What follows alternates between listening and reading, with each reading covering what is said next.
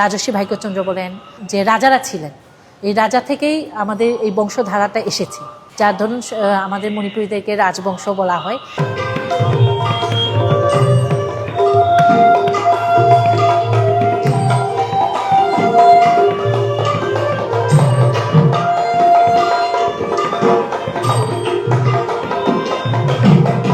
আপনি মণিপুরি ড্রেসটা যে পরিধান করছেন এখন, এখানে কি কি পড়ছেন, মানে এটা কি বলে? এটা হচ্ছে লেইফানেক, এটা হচ্ছে ইনাফি ওয়াংকি যাকে বলে।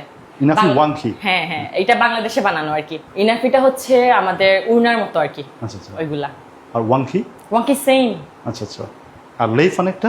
লেইফানেকটা হচ্ছে মানে এটা আর কি স্কার্টের মতো নিচে পরি আর কি। আচ্ছা আচ্ছা। মণিপুরি, হ্যাঁ, আমি যাদের সাথেই মিশি প্রত্যেকেই দেখি আপনারা সবসময় হচ্ছে মানে মণিপুরি মানে কাপড়ই পরিধান করেন, যেটা হচ্ছে আপনারা নিজেরা তৈরি করেন। এটা কি আপনাদের কালচার? কোনো এইগুলোই কালচারের মধ্যে পড়ে। প্লাস আমাদের মণিপুরি পোশাক পরতে বেশি ভালো লাগে। ইভেন আমি ইউনিভার্সিটি, কলেজ লাইফ যে কোনো প্রোগ্রামে আর কি এইগুলো পরে থাকি, কারণ এগুলো আমার বেশি ভালো লাগে।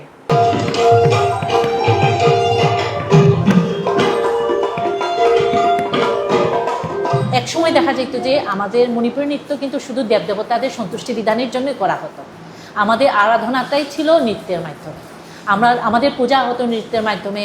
আমাদের জন্ম থেকে মৃত্যু পর্যন্ত সব কিছুতেই, সব অনুষ্ঠানে আমাদের নৃত্য সংকীর্তন সবসময় আমাদের একে অপরের সাথে ওতপ্রোতভাবে জড়িত। আমাদের নৃত্য ছাড়া কোনো অনুষ্ঠান হয় না।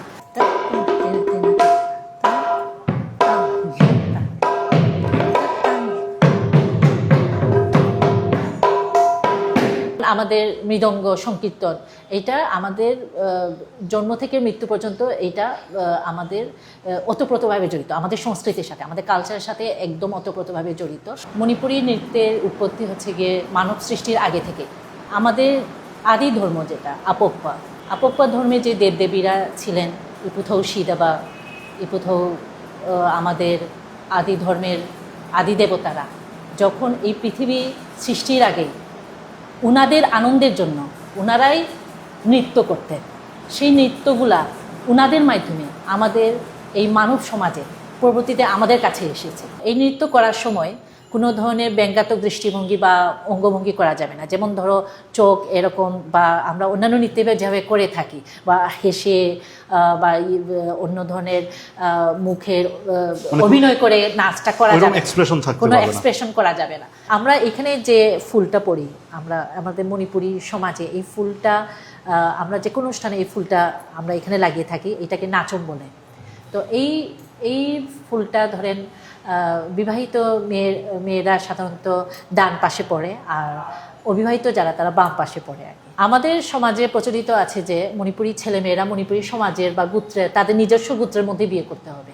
মানে বাইরের কোনো জাতি বা বাঙালি জাতি বা যে অন্য কোনো জাতি হোক, অন্য কোনো জাতির কাছে বিয়ে করা যাবে না, এবং সেটা আমাদের সমাজে গ্রহণযোগ্য না।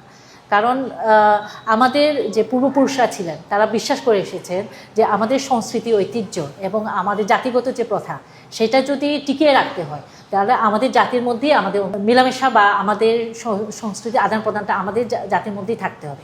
এখন যদি একটা ছেলে বা মেয়ে বাইরের কোনো জাতির কাছে চলে যায়, তখন আমাদের সংস্কৃতিটা ধীরে ধীরে বিলুপ হয়ে যাবে। আপনি তো হচ্ছেন মানে মেইতেই মণিপুরি, আবার আপনাদের মধ্যে ধরেন বিষ্ণুপ্রিয়া মণিপুরি আছেন, তো এই মেইতেই আর বিষ্ণুপ্রিয়া, তাদের মধ্যে কি বিয়ে হবে?